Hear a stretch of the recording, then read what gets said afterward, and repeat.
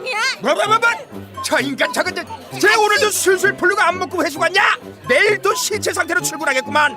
아유. 고려 생활건강 술술 풀리고 음주전 한포가 당신을 지켜드립니다. 특허받은 천연 유래 성분 숙취 해소제 술술 풀리고를 은하계 최저가로 딴지마켓에서 만나보세요. 한글도 남보다 빨리 깨치고 참 똑똑했는데 갈수록 실력이 뒤처지는 것 같아 걱정이에요. 혹시 초등학교 교과서 본 적 있어요?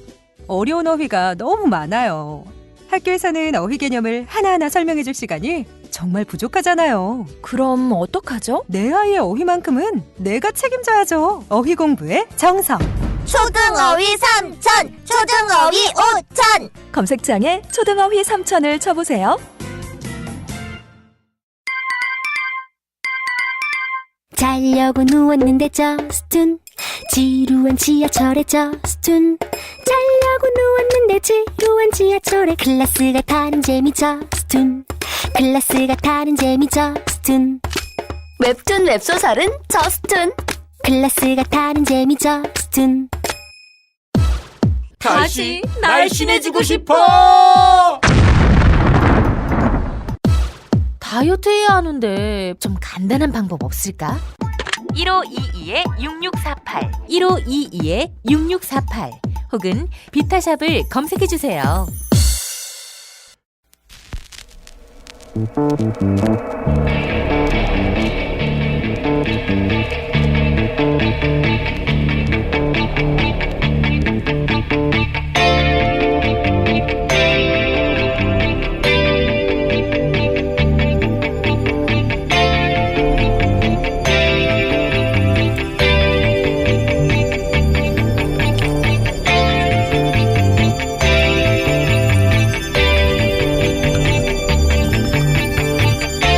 안녕하세요, 김호준입니다. 얼마 전 KBS 세계는 지금에서 런던의 부동산 투기를 다룬 적이 있습니다. 부호들이 투기 목적으로 주택을 사들인 후 거주는 하지 않고 몇 년째 비워둔 집이 런던에만 2만억 원 넘고 그 덕에 집값과 월세가 폭등하자 서민들이 노숙자화되고 있다는 리포트였습니다. 이에 한 시민단체가 그렇게 몇 년째 빈 주택을 무단 점거하는 이벤트를 벌였는데 한 빈 주택에 임시 숙박하게 된 노숙자에게 기자가 묻습니다. 왜 남의 집을 무단 점거하느냐? 그가 답합니다. 안 될 건 뭔가? 내가 이 집을 가져가는 것도 아닌데. 집은 사람이 살아야만 존재 가치가 있다. 그는 사유재산을 무단 점유하는 불법을 저질렀죠. 그리고 주택 문제가 무단 점유로 해결할 리도 없습니다. 국가의 주택 정책과 복지 예산이 필요하죠. 그런데 오로지 재산상 이득을 위해 투기하고 집은 몇 년째 비워두는 행위가 그 결과로 집을 뺏겨 추위에 얼어 죽느니 그 빈집에 임시로 무단 점거한 행위보다 과연 얼마나 더 윤리적인가? 사유재산의 불가침성은 과연 절대적인가? 부동산 문제는 항상 돈의 관점에서만 다뤄집니다. 그런데 노숙자의 항변을 듣다가 문득 생각하게 됩니다. 이 문제는 아주 어릴 적 아예 유치원에서부터 사유재산과 공동체의 윤리라는 별도의 교과를 통해서 근본적인 가치체계 레벨에서 관점을 만들어주지 않는 법과 정책만으로는 영원히 해결되지 않겠구나. 김어준 생각이었습니다.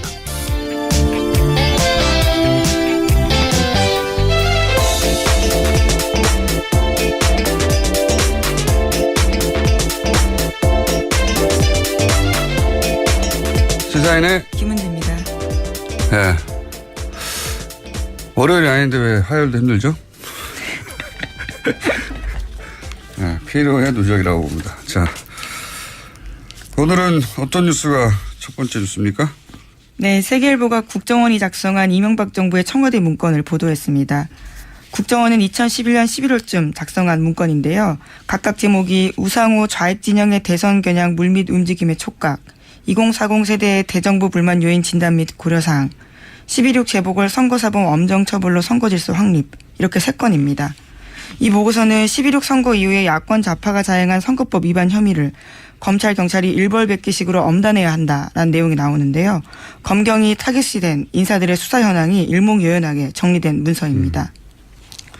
이 시점에 이제 박원순 서울시장이 오세훈 전 시장의 무상급식 반대를 자신의 거치와 연계하는 이제 주민투표에 해부하는 승부수인데, 예. 승부수로는 아마 우리 정치사의 길이 기록될 셀프 타닝이죠. 예. 그렇죠. 예. 그게 10월 26일이었으니까 그 선거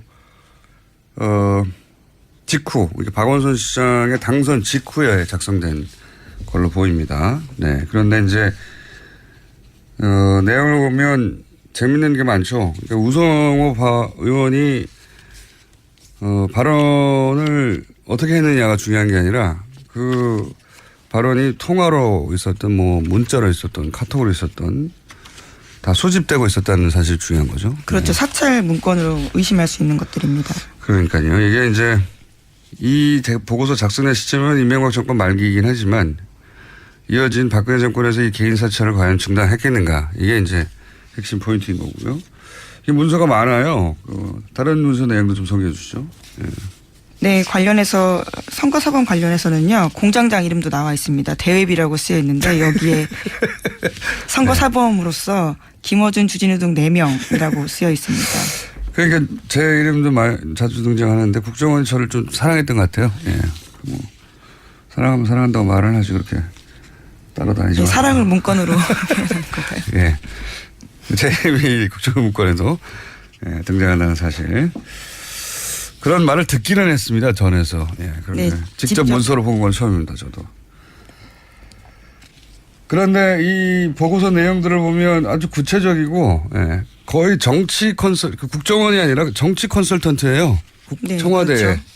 청와대 정치 컨설턴트이자 신부름센터 역할을 동시에 수행하는 국정원이었다는 게 여실히 드러나죠. SNS 장악 보고서 내용도 좀 소개해 주세요. 네, 세계일보가 또 어제는 그런 내용들을 보도했습니다. 국가정보원이 작성한 SNS 장악 보고서라는 것도 있는데요. 유명인물 다양한 매체 온오프라인 작업을 총동원해서 정부가 국민의 마음에 침투, 머릿속 생각을 바꾸자라고 쓰여 있다고 합니다. 2011년 12.6 재보궐선거에서 서울시장을 야권 그러니까 박원순 시장에게 내준 이유로 그 SNS를 지목을 한 건데요. 국정원은 이를 위해서 보수권 적합 인물, 사건, 문화, 콘텐츠 영역 확대를 해서 이슈 주도권을 확보해야 한다라고 보고서를 썼습니다.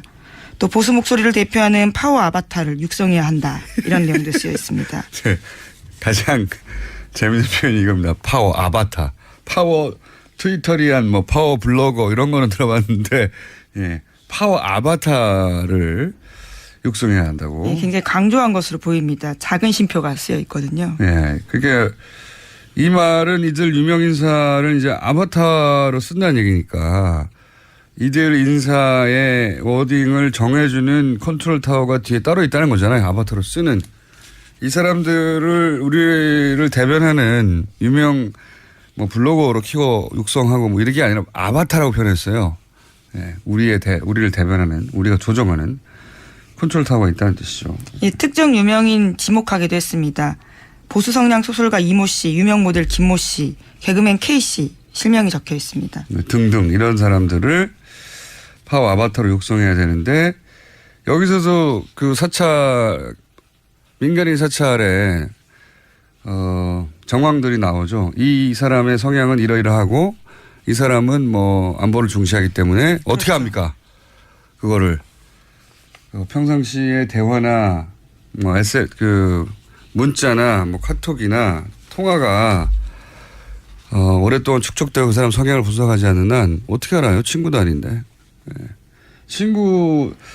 아주 가까운 친구 사이에도 정치적 성향을 정확하게 모르는 경우도 많거든요. 예. 사회생활 할 때 만난 사람들은 사찰을 계속 했다는 거고요. 그리고 여기서 굉장히 재밌는 내용이라기보다는 주목할 내용을 국민의 마음에 침투해서 머릿속 생각을 바꿔야 한다고. 예. 이거는 이 적군을 상대로 심리전을 펼칠 때, 이런 발상을 하는 거거든요. 그래서 심리전단이 이 시발대를 운영한 거. 그렇죠. 국정원 심리전단을 실제로 운영했습니다. 자국민을 상대로 심리전 작전을 한 거예요. 그런 구상을 한 거죠. 예. 또 한 가지 주목할 대목은 이 보고서가 내용이 풍성해가지고 주목할 대목이 많아요. 보면 보수 진영이 운용 가능한 매체들을 전부 연계해서 보수 여론을 총집결시켜야 된다. 그게 미디어 전략이거든요. 그러니까 항상 큰 선거, 뭐 대선 총선 이럴 때면 보수 미디어들은 굉장히 동일한 프레임에서 동일한 목표를 설정하고 거의 동일한 논조로 집중적으로 특정 사안을 공격하는 경우가 많아요. 그게 이런 보고서를 보다 보면 우연이 아니다. 네. 그 뒤에 컨트롤 타워가 있다라는 심증만 있다가 또 하나의 정황이 좀 구체적인 정황이 나온 거죠. 예. 다 묶어서. 네, 물증으로 아예 나온 거죠. 네. 매체들을 묶어서 총 집결시켜서 목적을 달성하도록. 네. 그리고 또 이런 것도 있습니다. 각종 대형 커뮤니티 보면은 마치 자신이 이 시점 당시로는 야권, 예. 야권, 뭐 진보 진영의 특정 후보의 열렬 지지자인 척한 사람들이 꼭 등장해요. 그러면서 그 진보 진영의 후보들 간을 서로 반목하고 미워하게 만드는 그런 아주 조직적인 활동이 각종 대형 커뮤니티에는 항상 있거든요. 그런데 이제 그런 활동들, 그러니까 그런 커뮤니티에서의 활동들을 독려하고 조직적으로 하라고 하는 역시 거기도 컨트롤 타워가 뒤에 있고, 이 컨트롤 타워가 최종적으로 국정원은 아닐지언정 국정원을 손으로 움직이는 컨트롤 타워가 있는 거죠. 네, 사람들이 못 찾아오게 하고 거기 분위기를 흐려버리게 하겠다라는 거죠. 못 찾아오게 하거나 서로 반목하게 하거나 예를 들어서 뭐 경선 과정에서 서로 다른 경쟁 후보가 있는데 나중에 이제 그 중에 한 후보가 결정이 되잖아요. 그러면 이제 나머지 한 후보가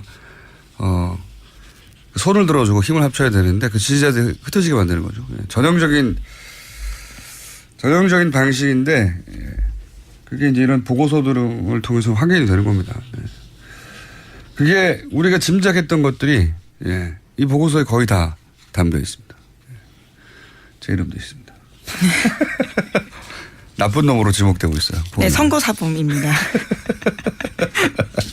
선거사범. 네, 무죄 받으셨죠? 네. 네. 선거사범이고 잡아들여야 하는 사람으로. 자, 이 보고서가 굉장히 재밌습니다.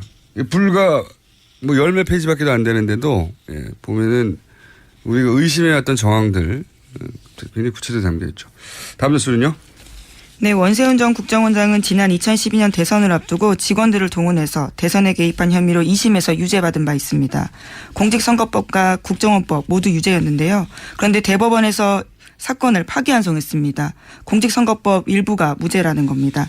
그래서 어제 2년 만에 원세훈 전 원장에 대한 검찰이 다시 구형을 할 예정이었는데요. 그런데 새롭게 이번 문건이 나오면서 구형 연기가 됐습니다. 이 문건을 포함해달라는 거겠죠. 저는 사법부의 독립을 항상 얘기하잖아요. 그 사법부의 독립은 굉장히 중요하죠. 기댈 데가 거기밖에 없으니까 최종적으로는. 그런데 이제 이런 매우 민감한 정치적 사안 같은 경우에 특정 정권 하에서 과연 이것이 사법부의 독립화에 이루어진 판결인가 의구심이 가는 사람들이 많아요. 근데 이제 사법부의 판결은 최종적이고 뒤집을 수 없고 그렇게 받아들이는 경향이 많은데 저는 그럼 사법부는 누가 견제하나 라는 생각도 들어요. 그래서 한편으로는 이런 판결들 법원 내에는 판결이 다 기록돼 있죠. 그런데 사법부들이 이제 이렇게 논란이 되는 이게 사실 논란이 되는 판결 중에 하나였거든요. 원세훈 전 국정원장이 2심에서 유죄를 내렸는데도 불구하고 당시에 법정 구속까지 됐었습니다. 파기환송을 했단 말이죠. 일부지만. 그래서 사법부의 논란이 되는 판결들을 민간에서 뒤집을 수는 없더라도 기록하고 문제 제기하는 시스템도 전 필요하다는 생각이 듭니다. 이제 그것이 언론이 일정 정도 담당해야 될 역할이라고 저는 생각도 들어요.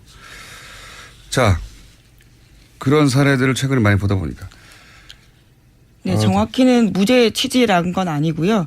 그 증거 능력이 문제가 있다라는 거지만 사실상 무죄로 읽힐 수밖에 없는 상황이었습니다. 결과가 무죄가 되는 거잖아요. 그렇죠. 무죄라고 한 게 아니라 뭐 법의 전문가들이니까 그 법률적 용어가 중요한 게 아니고 결국은 원세훈 박근혜 정부의 탄생의 어떤 정당성 일부를 훼손시키는 원세훈 전 국정원장이 국정원을 동원해서 박근혜 전 대통령의 당선을 도왔다. 라고 하는 대목을 이제 털어주는 거죠. 이렇게 되면. 네. 자, 그런 판결들에 대해서 뒤집을 수는 없지만, 문제 삼고 기록으로 남기는 그런 민간의 활동이 필요한 게 아닌가 생각이 듭니다. 저는. 자, 다음 뉴스는요? 네, 어제 예정됐던 자신의 재판에 박근혜 전 대통령이 모습을 드러내지 않았습니다. 박근혜 전 대통령 쪽 대변 변호사는 지난주 금요일 박 전 대통령의 왼발이 심하게 찢어져서 통증을 호소했다면서 거동 자체가 불편하고 밤에는 잠도 못 이룬다고 불출석 사유서 설명했습니다.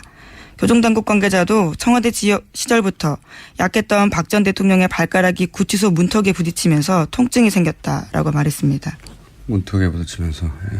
아프실 예정을 이렇게 소화하실 줄은 저는 몰랐네요. 어쨌든 잘 소화하셔서 재판 하나를 건너뛰었고 이렇게 되면 이제 계속 아프다거나 통증이 남아있다거나 하면서 몇 번 더 건너뛸 수도 있겠네요. 100일도 안 남았기 때문에 구속 만료일까지 버티는 전략이라고 초반부터 말씀을 드렸는데 그중에 하나의 기술이 지금 나온 게 아니겠는가. 만약에 본인이 불참하면 불리한 재판이었다고 하면 발가락으로 말을 하는 게 아니기 때문에 당연히 나오셨을 텐데. 네, 어제 이재용 삼성전자 부회장이 증인으로 나오는 굉장히 중요한 날이었습니다. 주목도 많이 됐고요. 네, 서로 만나지 않은 거죠. 자, 다음 뉴스는요? 네, 아침 한겨레 신문 보도인데 박근혜 전 대통령이 이재용 삼성전자 부회장과 3차 독대, 그러니까 지난해 2월 15일 만났을 때 이야기입니다. 박근혜 전 대통령이 이재용 부회장을 만나기 전과 만난 후에 최순실 씨와 대포폰으로 총 8차례 통화했다라고 합니다. 8차례. 이 횟수도 뭐 물론 의미가 좀 있지만 더 중요한 건 이제 통화 시간이죠, 시간. 통화 시간이 보니까, 이재용 부회장과 박근혜 대통령이 독대하는 시간대만 절묘하게 피해가지고. 그렇죠. 앞뒤로 전화를 한 겁니다. 예. 그러니까 그 시간, 독대 시간, 그러니까 그날따라 유난히 통화가 많았고, 그 전후로 전화가 빽빽하게 왔는데, 그 독대 시간대에는 전화를 걸지 않아서 일부러 피하고 전화한 것 같고, 알고 있었던 게 아니냐. 독대를 알고 있었다라는 정황 증거인 거죠. 그럼 장시호 씨가 뭐 독대 면담 일정 이런 수첩, 뭐 종이를 본 적이 있다고 최순실 씨 방에서 그런 얘기도 한 적이 있죠. 알았겠죠. 당연히. 알았겠고 통화의 내용은 몰라도 그 시간대를 피해서 전후로 집중적으로 전화한 것으로 보아 관련 대화를 한 게 아니겠느냐. 뭐. 계속 상의를 한 것으로 보입니다. 그런 정황인 거죠. 네. 이거 전체를 부인하고 있을 거 아니에요. 근데 박근혜 대통령은 뭐 예를 들어서 K스포츠 재단에 대해서도 본인은 전혀 최순실 씨와 의논을 하지도 않고 맡긴 적도 없다. 네, 안종범 전 수석이 애써서 길을 쓰고 만든 거라고 이야기한 바가 있죠. 최순실 씨한테 내가 부탁한 적이 없어. 예. 그렇게 검찰 조사에서 얘기를 했고 최순실 씨는 아니었죠. 본인이 이제 박 전 대통령 부탁을 했다. 예. 이런 얘기를 많이 했죠. 네, 관련해서 어제 TV조선이 검찰의 최순실 씨 수사 기록 보도했습니다. K스포츠 재단과 관련해서는 박근혜 전 대통령 부탁 때문이다라고 이야기했는데요. 물론 미르도 마찬가지입니다. 대통령이 내가 직접 나서는 것을 싫어하기 때문에 운영 체계나 이런 부분이 잘 돌아가는지 체크를 해보라고 했다라고 인정한 겁니다. 알겠습니다. 하나 정도 더 할 수 있을 것 같습니다. 시간상. 네, 이현주 국민의당 원내수석 부대표의 발언이 논란이 되고 있습니다. 이에 대해서 해명을 했는데 아이를 둔 학부모로서 아이들의 급식질이 형편없어지고 있는 문제에 분개하면서 나온 얘기다라고 말했습니다.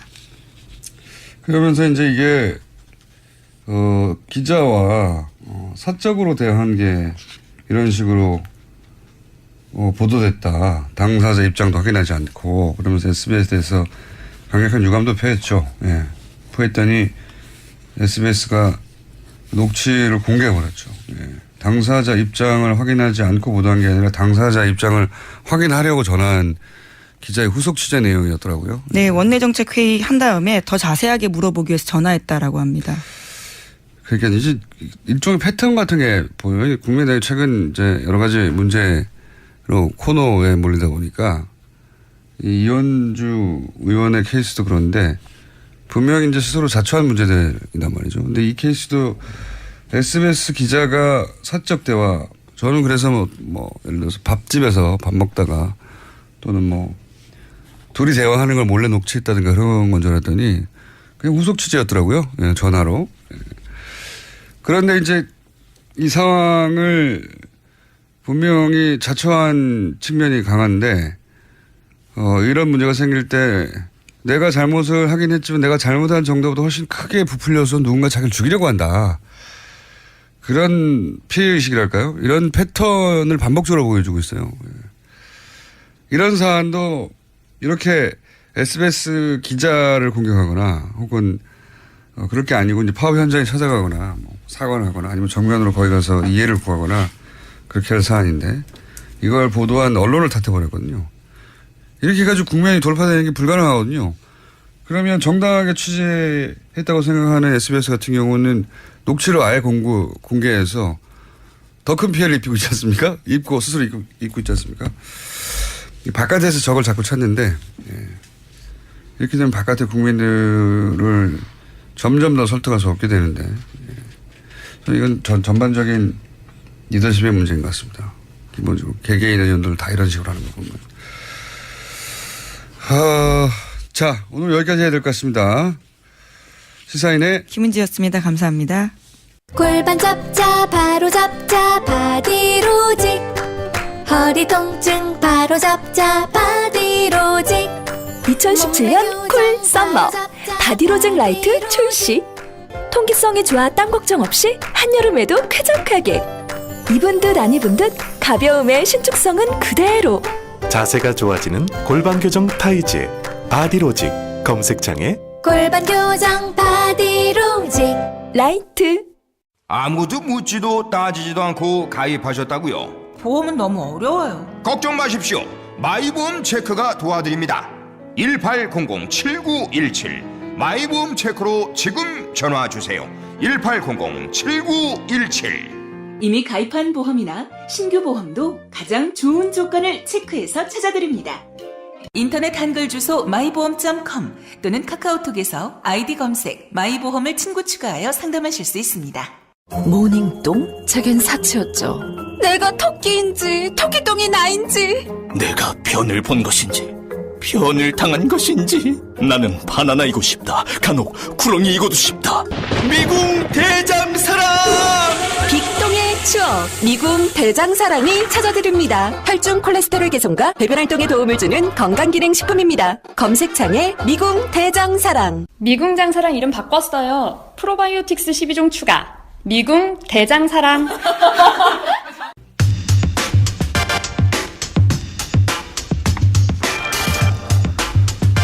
국민의당이 이준서 전 최고위원에게 구속영장을 청구한 검찰을 정치검찰로 규정했습니다. 국민의당 문병호 전 최고위원 연결해 보겠습니다. 안녕하십니까, 의원님? 네, 안녕하세요. 네. 국민의당에서는 지금 그 검찰이 여당 대표 가이드라인을 따라서 구속영장을 청구했다. 이렇게 요약하자면 보고 있는 거죠? 제가 그렇게 의심을 하고 있죠. 왜냐하면은 지난주에 기류가 이유미 씨 단독 범행으로 흘러가다가 네. 주말에 이제 갑자기 이준서 전 최고위원까지 영장을 청구하게 된 배경이 뭐냐. 네.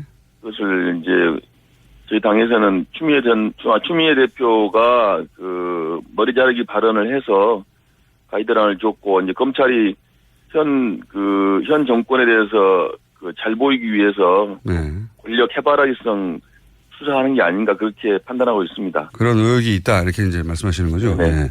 네. 그런데 추미애 대표의 발언 이전까지는 검찰이 내부적으로 단독 범행으로 결정하려고 했다는 또 어떻게 아십니까? 그렇게 했다는 걸 알아야 그게 그렇게 제가 좀 대충 이제 또 수사 상황을 제가 조금 이렇게 여기저기 듣고 있었는데요. 그런 흐름이었다고 알고 있었습니다. 근데 이제 이 사건이 좀 작년에 리베이트 사건하고 비슷하게 흘러가는 것이 리베이트 사건요? 작년 리베이트 사건 때는 저희가 좀 업무 처리 미숙을 했었는데 그걸 가지고 검찰에서 뭐 대단한 죄가 선거법 위반이 있는 것처럼 영장을 청구하고 2번이나 청구하고 기소해가지고 결국 무죄가 됐습니다. 네. 근데 이번에는 이제 이유미 씨 조작에 대해서 저희가 할 말은 없죠. 정말 잘못하고 죄송했다고 말씀드리는데 네네. 그것을 또 자꾸 또 윗선에 연결시키려는 정치적인 의도가 있는 게 아닌가. 만약에 이준서 전 최고위원에 대해서 또 영장이나 또 기소를 해가지고 만약에 무죄가 되면은 검찰이 과연 책임질 것인가 하는 것에 대해서 저희는 상당히 의심을 하고 있습니다. 작년에 리베이트 사건 무죄 판결 났는데 수사한 검찰이 사과하거나 책임졌단 말 들어본 적이 없습니다. 네, 무슨 말씀인지는 알겠는데, 근데 당시 리베이트 사건은, 국민의당 내부 제보에서 출발을 했고, 선관위가 고발한 사건이라서, 선관위 기준에서 고발 대상이 됐던 것이고, 출발은 국민의당 내부 제보였기 때문에, 제가 보기엔 좀, 그렇게 억울해 하실 일은 아닌 것 같고요. 결과는 비슷해요. 결과는 이제 누구 말을 믿느냐인데. 그러니까, 결국 이번에도. 제 말은, 리베이트 사건이 어떤 음모나 혹은 정치적 고려 때문에 출발한 게 아니기 때문에 그런데 이번 사건 같은 경우에도 이제 국민의당 내부의 문제로 출발한 거 아니겠습니까? 근데 문제는 말씀대로 하자면 검찰은 내부적으로는 단독 범행으로 결론 내려고 하고 있었는데 여당 대표가 가이드라인을 줘서 그래서 이준서 최고위원까지 구속영장을 청구하는 것으로 기류가 바뀐 것이다. 그런 의혹이 있다. 이렇게 보시는 거 아니겠습니까?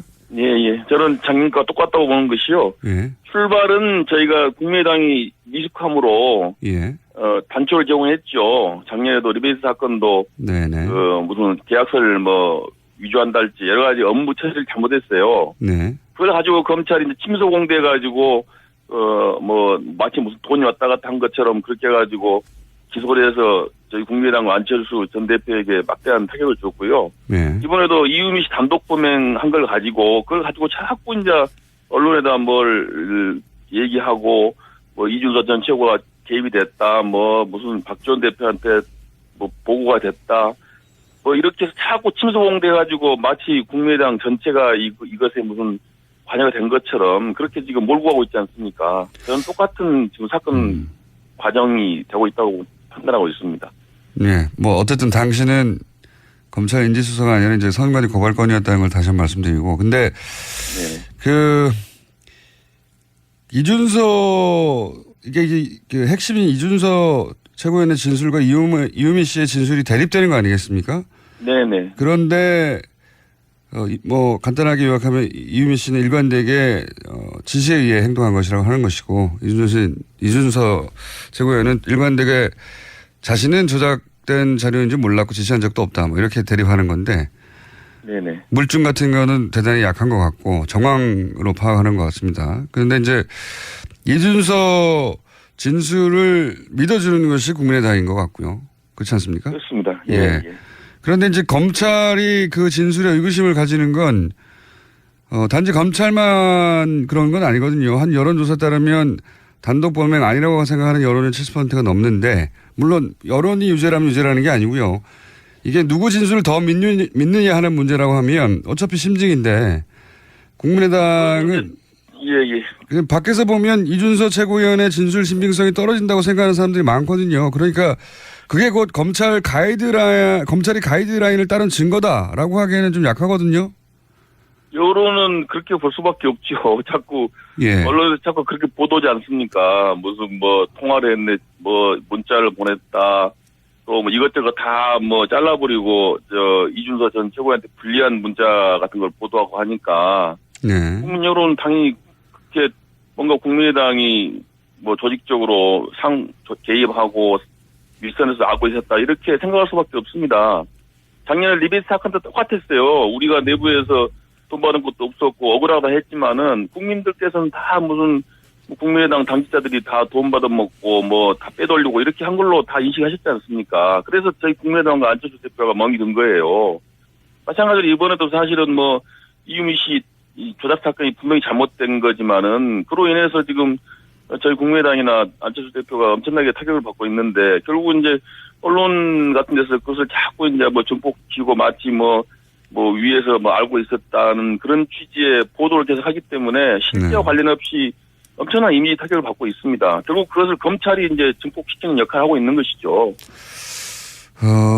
예를 제가 한번 들어보자면 예를 들어서 안철수 후보 당시 안철수 후보의 딸이 혹은 부인이 어떤 범죄에 연루된 게 명백하다고 제보자 녹취 파일을 민주당이 들고 왔어요. 그래서 대대적으로 기자회견을 했고 대선 막판에 계속 뿌렸는데 나중에 알고 보니까 민주당의 일개 당원이 혼자 한 것이지 민주당 전체가 몰랐다.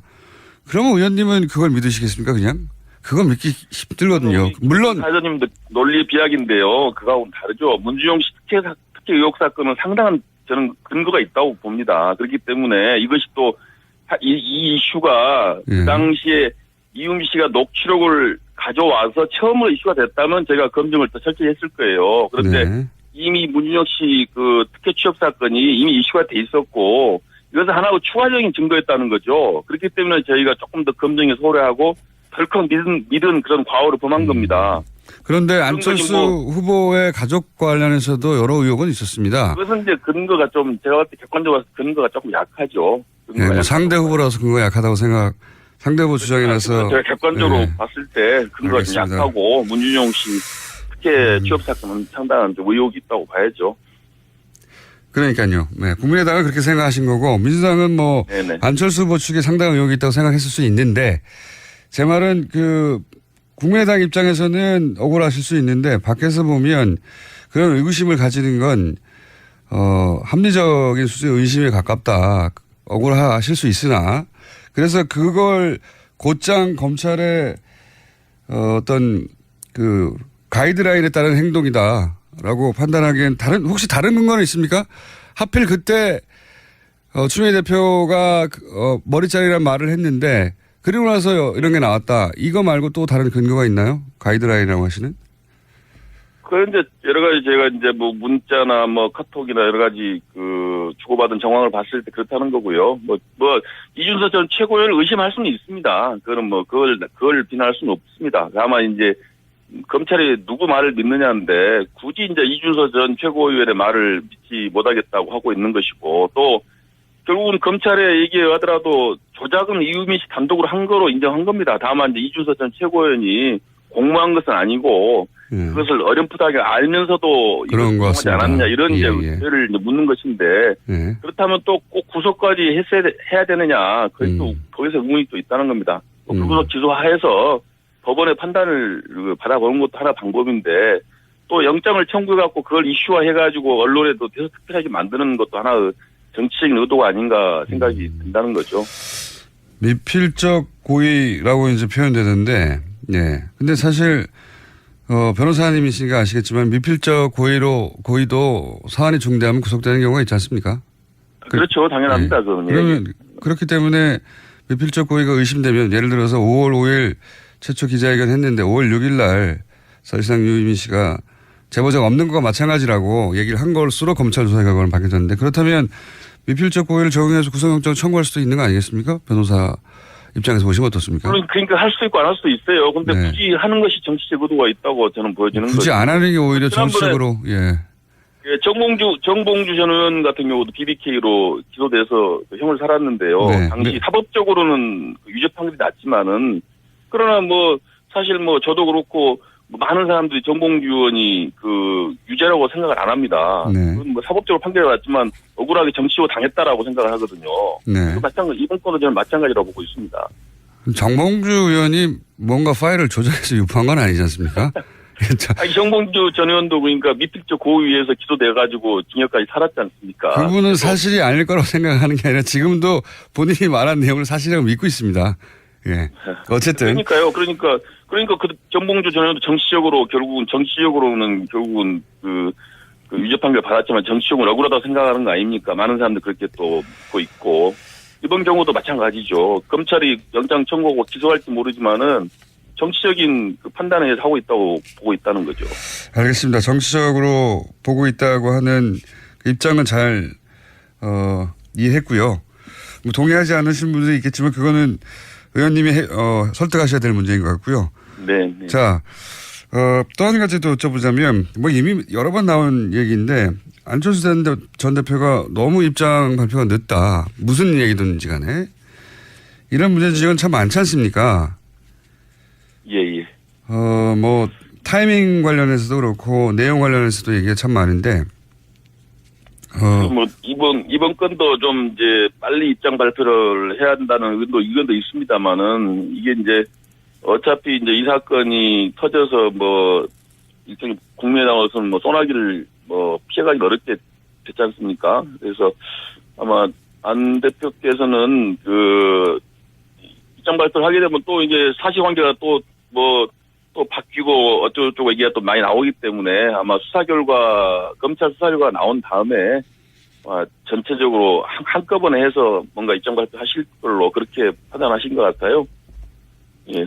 중간에 또 만약에 또 이준서 전 최고원 관계가 없는 걸 전제로 발표했다가 또 검찰에서 또 이준서 전 최고원 관계가 있다고 발표하면 또 이게 꼬이기 때문에 아마 전체 또 제가 어떤 검찰의 정치적인 수사를 우려하기 때문에 그래서 이제 최종 검찰 수사 결과 발표를 보고 입장을 표명할 걸로 그렇게 예상하고 있습니다.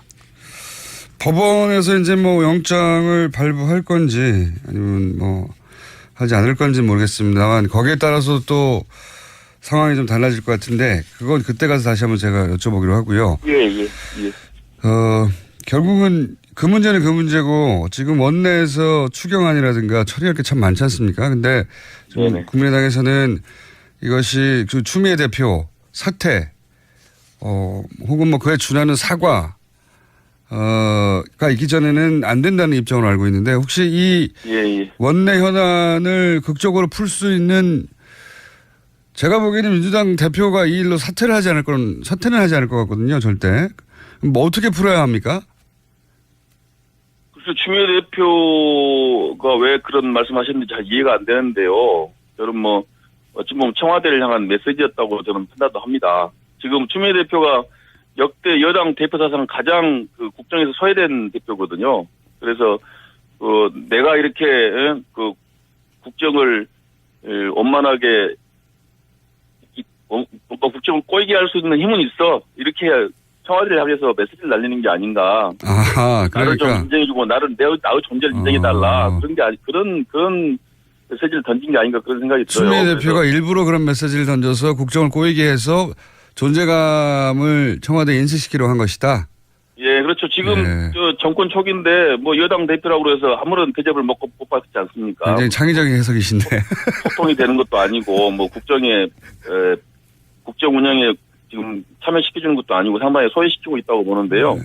그래서 이제 뭐 나도 있다라고 한번 보여주는 게 아닌가 싶고요. 그리고 이제 어쨌든 간에 이제 뭐 여당이 야당을 국정 파트너로 동반자로 인정을 해야 되는데 지금 인정을 하지 않고 있기 때문에 국민의당으로서도 뭐 곱게 볼 수가 없지 않습니까? 그래서 뭐 당분간은 뭐 그럼 여당이 어떤 카드를 내놓으면 이게 가능하나요? 제가 궁금한 건 그겁니다. 이렇게 해라 그러면 우리가 복귀할 수 있다. 뭐 추미애 대표께서 당대표 사퇴해야죠. 여당 대표로서 뭐 야당을 깔보고 지금 알겠습니다. 무시하고 그러면 되겠습니까? 사퇴만이 오로지 이 난국을 타개할 길이다. 예, 그렇습니다. 알겠습니다. 여기까지 듣고요. 여당 대표를 자주 만나셔가지고 여당을 좀 같이 좀 사퇴를 종용할까요? 동반자로 했습니다. 알겠습니다. 그 의원님 여기까지 듣고요. 이 구속영장 발부 여부에 따라서 저희가 다시 한번 모시겠습니다. 감사합니다. 네. 지금까지 국민의당 문명호 전 최고위원이었습니다.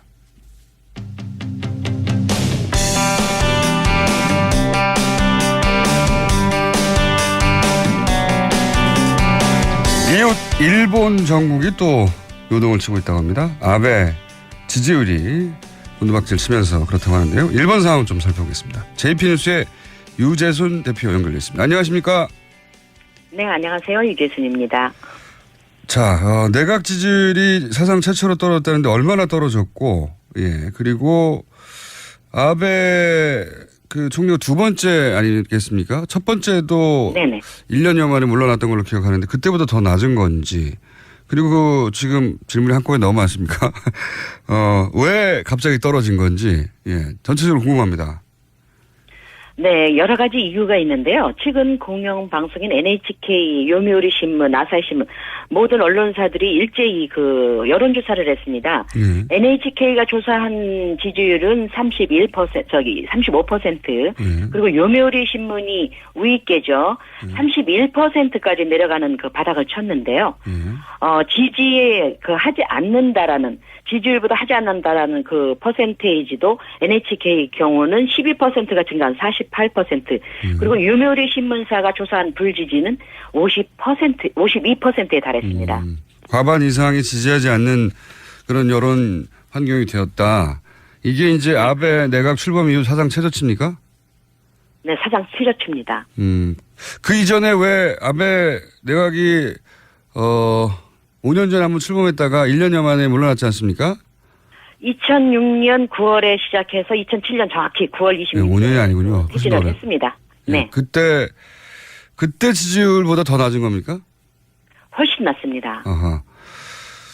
일본 내각이 인기가 없으면 이 정도 수준으로 떨어지면은 아주 인기가 많이 떨어진 겁니까? 굉장히 떨어진 거죠. 왜 그러느냐면 자민당 같은 경우는 장기간 그 집권을 했단 말이에요. 중간중간에 민주당이 집권을 하기는 했는데 단기간에 끝났습니다. 단기간으로. 그렇기 때문에 자민당을 대적할 정당이 지금 상태로서는 전혀 없거든요. 그런 상태에도 불구하고 31% 그것도 요미우리 신문사 그 아베 내각을 강력하게 지지하는 요미우리 신문사가 조사한 여론조차도 그 불지지가 52%에 달하고 또 그리고 지지율이 31% 바닥을 친다는 거는 보통 일은 아니지요. 그렇군요. 우리하고는 좀 상황이 다르니까 여쭤본 것이고. 네.